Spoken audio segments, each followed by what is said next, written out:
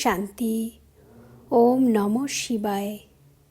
আজ আমরা শিব আর শঙ্কর এক না আলাদা এই প্রশ্নের উত্তর নিয়ে হাজির হয়েছি। আমরা সকলে জানি শিব নিরাকার পরমধাম নিবাসী, যে নিরাকার শক্তির মান্যতা সব ধর্মেই রয়েছে। শঙ্কর হল আকারী সূক্ষ্মবতনবাসী।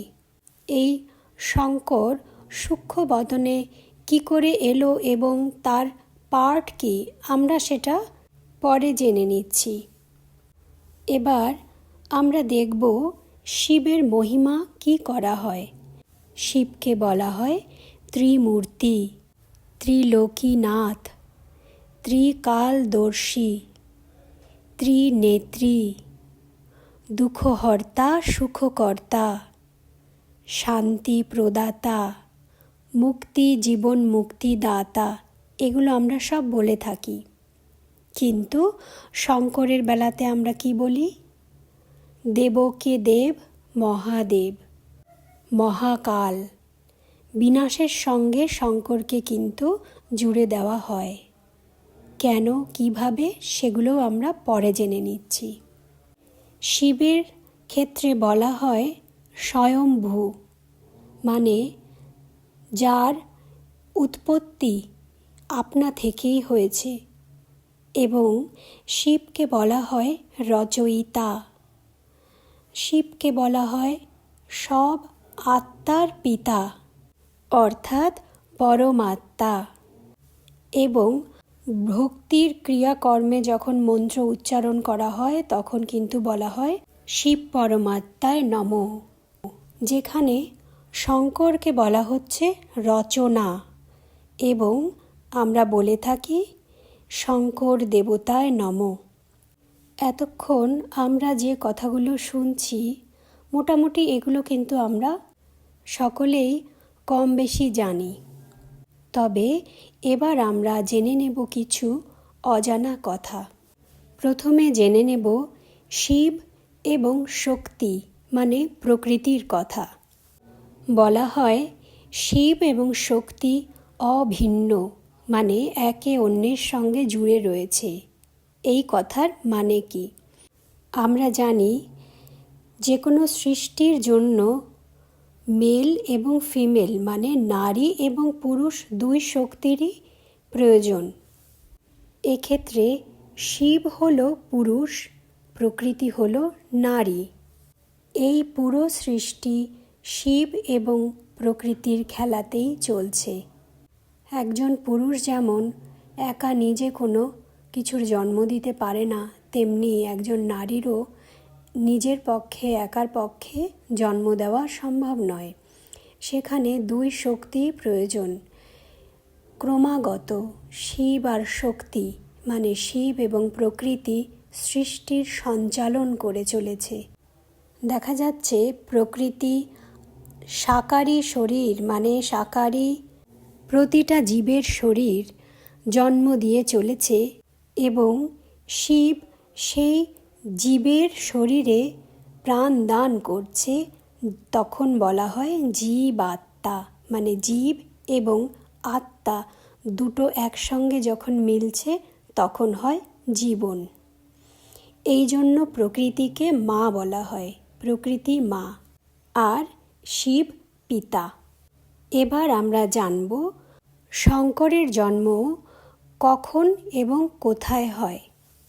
তার আগে একটা জিনিসকে আমরা একটু বুঝে নেব, তা হলো এই সৃষ্টিতে যে কোনো জিনিস তৈরি হওয়ার মানে আমরা যেগুলো সৃষ্টি করি, সৃষ্টি করার আগে সবথেকে প্রথমে কোথায় তৈরি হয়? আমাদের সংকল্পে, তাই তো? সংকল্পে যখন আমরা কোনো জিনিসকে সুন্দরভাবে দেখতে পাই তখনই কিন্তু আমরা তা প্র্যাকটিক্যালে রূপ দিয়ে থাকি। ঠিক তেমনটাই যখন শিব নিরাকার ভগবান নতুন সৃষ্টি মানে স্বর্গ রচনার উদ্দেশ্যে এই সৃষ্টিতে অবতরণ করে থাকে, তার পূর্বেও এমনটাই তার সংকল্পের জগৎকে প্রথমে তৈরি করে, যেটা সূক্ষ্মবতন নামে আমরা জানি। অর্থাৎ যেখানে স্থূল কোনো জিনিস নেই, সবটাই আকারী।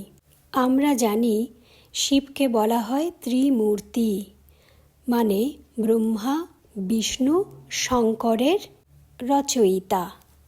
তো এই সৃষ্টিতে অবতরণের পূর্বে এই 3 দেবতার সূক্ষ্ম শরীর রচনা করে থাকে। আমরা জানি সবার উপরে রয়েছে পরমধাম, মানে শিবধাম, যেখানে স্বয়ং শিব রয়েছে। তার নিচে রয়েছে সূক্ষ্মবতন, যেখানে সূক্ষ্ম আকারী ব্রহ্মা, বিষ্ণু এবং শঙ্কর রয়েছে। শিব বাবা ডাইরেক্ট পরমধাম থেকে কিন্তু নিচে নেমে এসে ব্রহ্মা বাবার শরীরে প্রবেশ করেনি। সব থেকে প্রথমে সূক্ষ্মবতনবাসী ব্রহ্মার শরীরে শিব বাবা প্রবেশ করে এবং ওই সূক্ষ্ম শরীর সহ নিচে নেমে এসে সাকার ব্রহ্মার শরীরে প্রবেশ করে ধীরে ধীরে এই জ্ঞানগুলো আমাদের দিতে থাকে। তাহলে দেখা যাচ্ছে প্র্যাকটিক্যালি 2 জন ব্রহ্মা রয়েছে। এক হলো সূক্ষ্মবতনবাসী আকারী শরীরধারী ব্রহ্মা, আর এক হলো সাকারী স্থূল বতনবাসী ব্রহ্মা। এই সাকারী ব্রহ্মা বাবাকে অনেক পুরুষার্থ করতে হয়েছিল সম্পূর্ণতা প্রাপ্ত করার জন্য। এবার জেনে নেব শঙ্করের কথা। বাবা বলেছে শঙ্কর দ্বারা বাবার পাঠ চলবে বিনাশের সময়, মানে অন্তিমকালে। শঙ্করকে দেখানো হয় চিত্রে ধ্যানমগ্ন হয়ে বসে আছে এবং বলা হয়ে থাকে শঙ্কর যখন উঠে দাঁড়াবে এবং 3য় নেত্র খুলে যাবে, সেদিন বিনাশ শুরু হয়ে যাবে। এর মানে হলো বিনাশের সময় স্বয়ং ভগবান শিব শঙ্করের আকারী শরীরের মধ্যে প্রবেশ করে বিনাশের কার্য সম্পন্ন করবে। তো এক অর্থে দেখা যাচ্ছে শঙ্কর এবং শিব আলাদা নয়, আবার আলাদাও, কারণ শঙ্কর শুধু একটা শরীর মাত্র।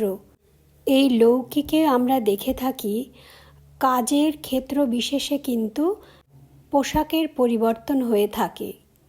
যেমন একজন ডাক্তার, সে যখন হসপিটালে তখন তার ড্রেস আলাদা। সেই একই ব্যক্তি যখন ঘরে বসে আছে সবার সঙ্গে, তখন তার ড্রেস আলাদা। তেমনি বিভিন্ন কাজের সময় কিন্তু বিভিন্ন রকম ড্রেস কোড রয়েছে। সৈনিকরা যারা যুদ্ধ করতে যায় তখন তাদের ড্রেস আলাদা হয়ে থাকে। ঠিক তেমনটাই শিব নিরাকার এই 3টে শরীরকে ব্যবহার করে 3টে আলাদা আলাদা কার্য সম্পন্ন করে থাকে। এবার প্রশ্ন ওঠে, শঙ্কর তো হলো সংকল্পের জগতের, মানে সূক্ষ্মবতনবাসী আকারী শরীরধারী। তাহলে এই পৃথিবীতে কি শঙ্করের কোনো পার্ট রয়েছে? থাকলে তা কিভাবে? আমরা দেখি সব দেবতারই কিন্তু যে শরীরে ড্রেস রয়েছে সম্পূর্ণ ড্রেস।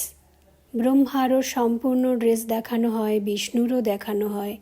শঙ্করের একমাত্র ছোট্ট একটা বস্ত্র দেখানো হয়, বাকছাল। এর অর্থ হল ব্রহ্মার যেমন সম্পূর্ণ জীবনকাল রয়েছে, আমরা জানি ব্রহ্মার জীবনকালকে 100 বছর দেখানো হয়। শিব বাবা বলে না যে ব্রহ্মার আয়ু 100 বছর। এর উপরে আমরা আলাদা একটা এপিসোড বানাবো। তবে শঙ্করের পাঠ আছে, কিন্তু খুব অল্প সময়ের জন্য, একদম অন্তিমের সময়ে, যখন শ্রীকৃষ্ণের জন্ম হবে তার আগে আগে। কারণ শ্রীকৃষ্ণের জন্ম কেমন করে হবে?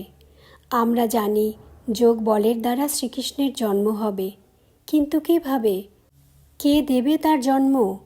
এত শক্তি কার আছে যে যোগ বলের দ্বারা শ্রীকৃষ্ণের জন্ম দেবে।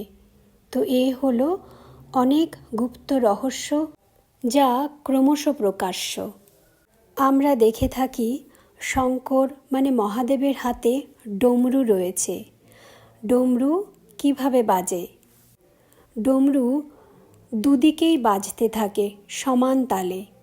তো সেখানে স্বয়ং শিব তার অন্তিমের সময় দুটো রোল রয়েছে, একটা হলো বিনাশের আর একটা হলো সৃষ্টির, মানে সেই মহান আত্মা শ্রীকৃষ্ণের জন্মের। তো এই দুটো পার্টই কিন্তু স্বয়ং ভগবান নিজে প্লে করে থাকে।